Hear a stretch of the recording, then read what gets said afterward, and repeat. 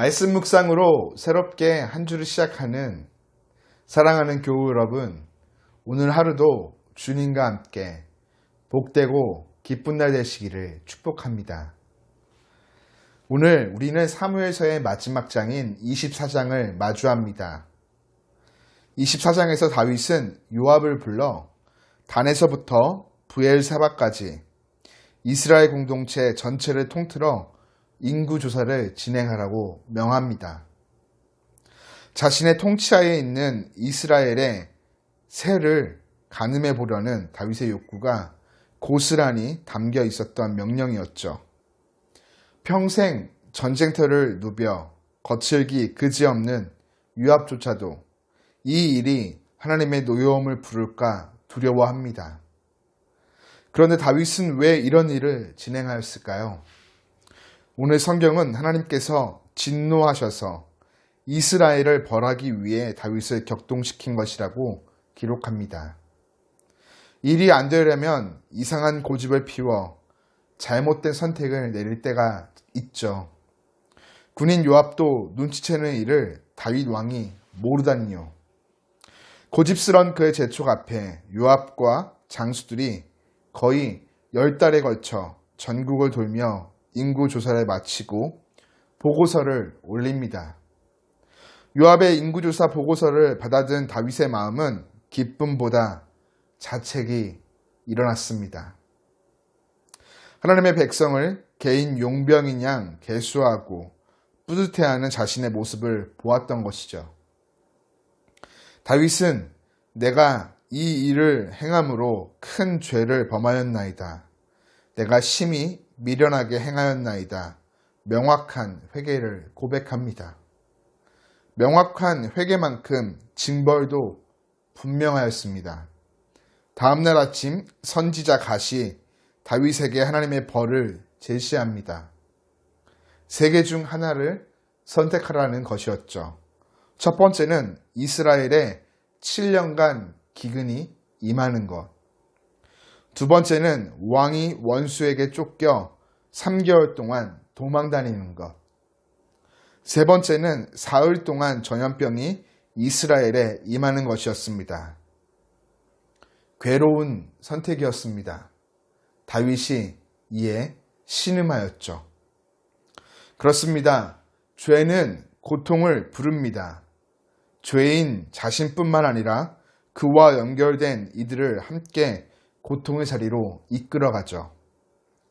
이스라엘 백성을 위해 참 많이 애쓴 다윗이었지만 이제 경솔하고 교만한 행동 때문에 백성들에게 고통을 안기게 되었습니다.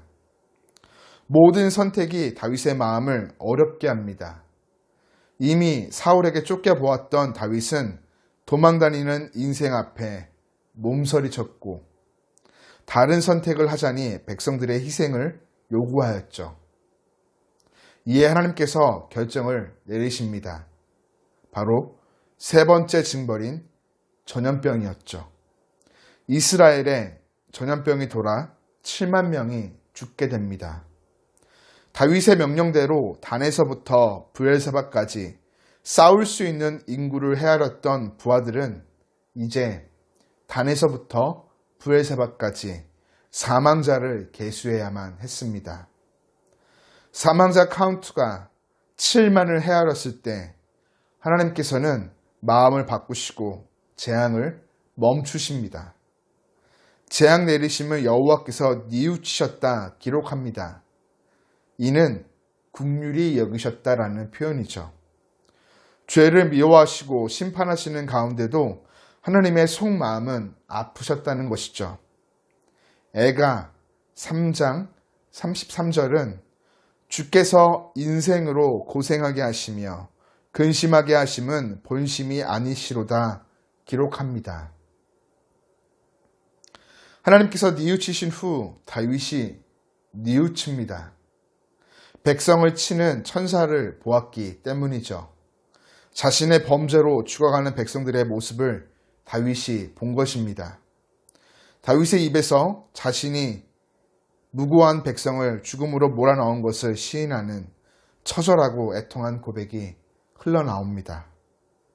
나는 범죄하였고 악을 행하였거니와 이 약물이는 무엇을 행하였나이까? 청하건대 주의 손으로 나와 내 아버지의 집을 치소서 하니라.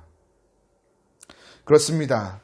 사랑하는 교우 여러분, 우리는 다윗과 같이 욕심을 채우며 자기의 욕망과 과시욕을 드러내고자 하는 마음에서 비롯되어지는 죄악된 행동이 우리 안에 없는지 성찰해 보아야 하겠습니다. 하나님은 교만한 자를 대적하시고 겸손한 자를 들어서 사용하시는 분이십니다.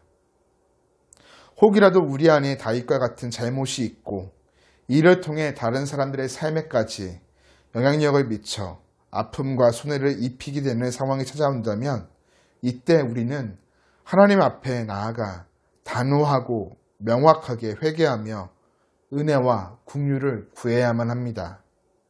하나님 아버지께서는 우리의 죄를 묵인하지 않으시되 예수님 그 십자가 앞으로 나아가 회개하면 사랑과 긍휼로 용서하여 주시는 분이십니다.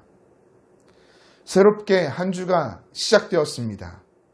간절히 바라기는 우리의 생각과 마음과 행동을 성령께서 주장하여 주시고 인도해 주심으로 나의 욕심과 욕망과 죄악된 마음을 내려놓고 하나님이 기뻐하시는 뜻을 따르며 살아내는 삶 살게 해주시도록 함께 기도합시다.